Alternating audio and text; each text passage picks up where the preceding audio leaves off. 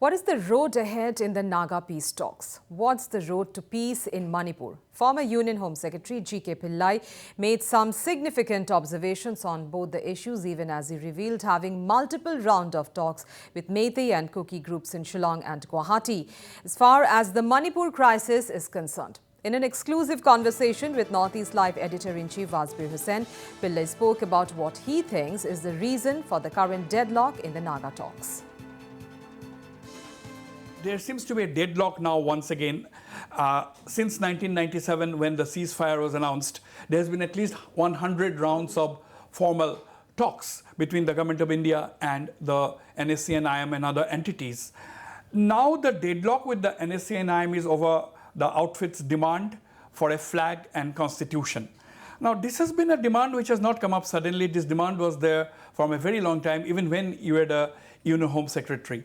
Now, what is your assessment? How do you look at things?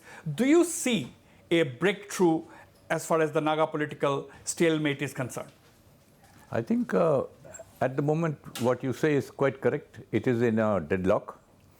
Part, or I should say the main reason for that deadlock has been the decision of the central government with respect to Article 370 on Kashmir, where along with that, they abolished the state of J&K.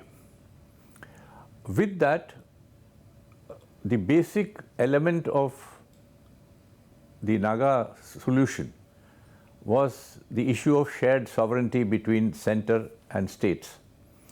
That shared sovereignty, which had been established through law and the constitution, has been destroyed by the abolition of the state.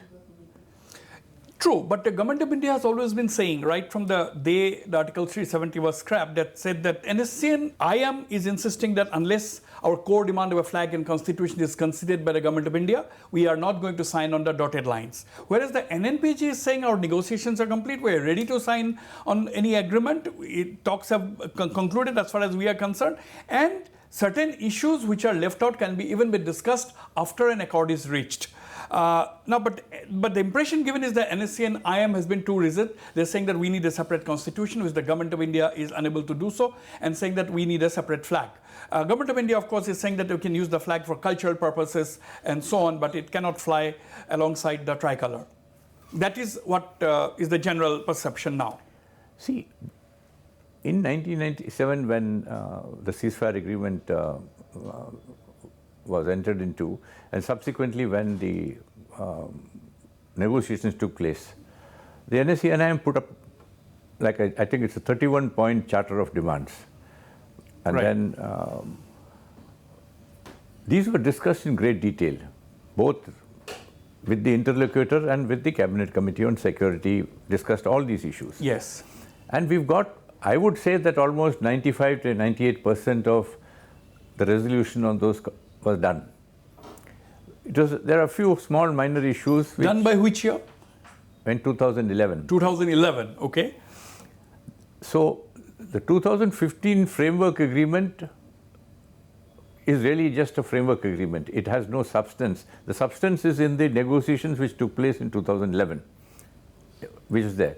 And there the concept of shared sovereignty was very critical, along with some other issues which I will not want to talk about because I am not sure where that lies in the current negotiations. But since the fundamental issue of shared sovereignty has now been demolished, it is now only for the Supreme Court, before whom a petition is pending, on the constitutional validity of the central government action. If the Supreme Court strikes down that the central government has no power to abolish a state, then I think you can bring the Naga talks back on stream. And let's listen into what the former Union Home Secretary said about his engagements with Meitei and Kuki groups. Some reports that you, in your whatever capacity, maybe in your individual capacity, you have made some efforts to talk together to both the Métis and the Quickies, and there are reports which only you can confirm, which says that you have already held at least 2 to 3 or 4 rounds of informal conversations to pick the minds of, in your effort to bridge the divide and start a dialogue process. Is it true? And if so, what are the results?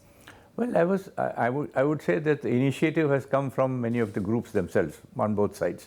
I was associated with that. We've had rounds of discussions in Guwahati and Shillong and so on.